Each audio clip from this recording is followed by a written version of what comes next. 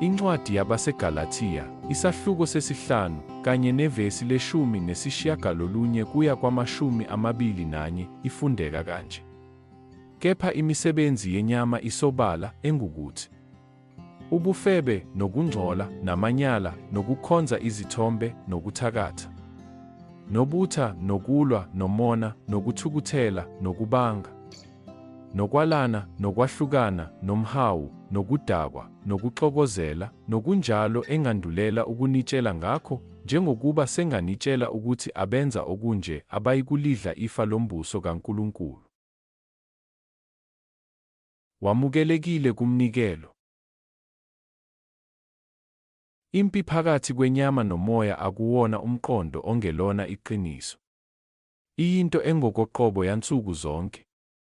UPawulu uyasinxusa kwabaseGalathiya isahluko sesi-5 ukuba sihambe ngomoya ukuze singanelisi izinkanuko zenyama.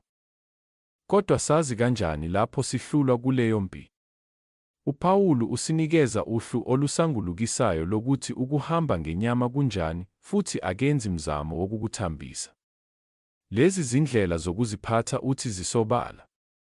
Uhlu lukaPawulu evesini le-19 kuya kwelama-21 alugcini nje ngokuphula imithetho. Imayelana nokuveza isimo sezinhliziyo zethu.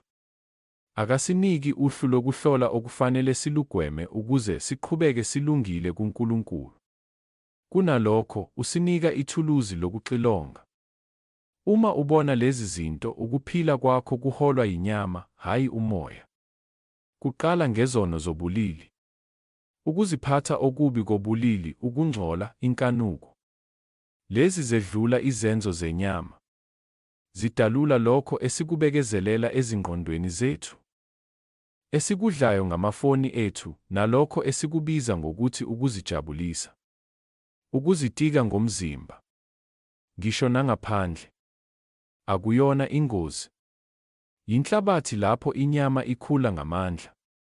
Bese kuba nobuthakathi, ngokuvamile obubhekwa njengento engabalulekile namuhla.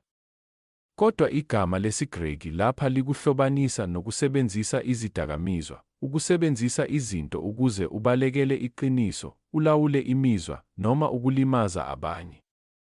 Kuyadabukisa ukwazi ukuthi izono zekhulu lokuqala zifana ncamashi nemizabalazo yesiko lethu lesimanje. Futhi leyo yingxenye eshaqisayo. Lokhu akukona ukukhubeka ngezikhathi ezithile. UPawulu ukhuluma ngamaphethini, imikhuba, izindlela zokuphila. Uma lezi zikhula kithi njengokhula, khona-ke asiyikunqoba impi. Sondla inyama.